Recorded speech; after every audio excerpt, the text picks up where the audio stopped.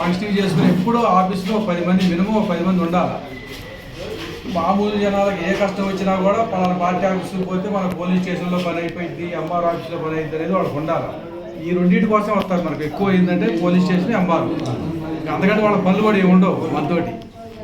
ఈ రెండు మంచి ఫంక్షనింగ్ చేసుకొని ఆఫీస్ కూడా ఎప్పుడు ఫంక్షనింగ్ చేసుకొని మనం ఏ టయానికి పోయినా కూడా మన ఆఫీస్ దగ్గర మనం ఆదుకోవడానికి మన పార్టీ వాళ్ళు ఉంటారు, నాయకులు ఉంటారు. మనకి ఏదైనా కాని పనులు ఏదైనా ఉంటే మల్లేష్ గారు ఉన్నాడు, ఫోన్ చేస్తే వస్తాడు, ఆ పని చేసి పెడతాడు. అట్లా మనం ఎప్పుడు ఫంక్షనింగ్ చేసుకొని జిల్లా పార్టీ ఉంది, మండల పార్టీ మల్లేష్ గారు ఉన్నాడు. ఇవన్నీ మనం ఫంక్షనింగ్ చేసుకొని మనం జాగ్రత్తగా చేసుకుంటే మన కార్యకర్తలందరూ మనకి అనుకూలంగా ఉంటారు, మన ఎమ్మడి తిరుగుతారు, మనకి ఇబ్బందులు ఉండవు భవిష్యత్తులో.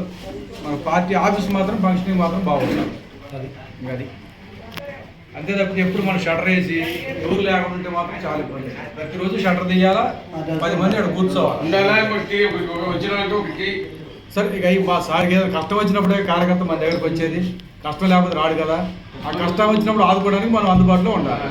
అందుబాటులో ఉన్నప్పుడు ఆయన ఎప్పుడు మన ఎప్పుడు ఆదుకుంటే తీసుకెళ్ళాలని కోరుకుంటూ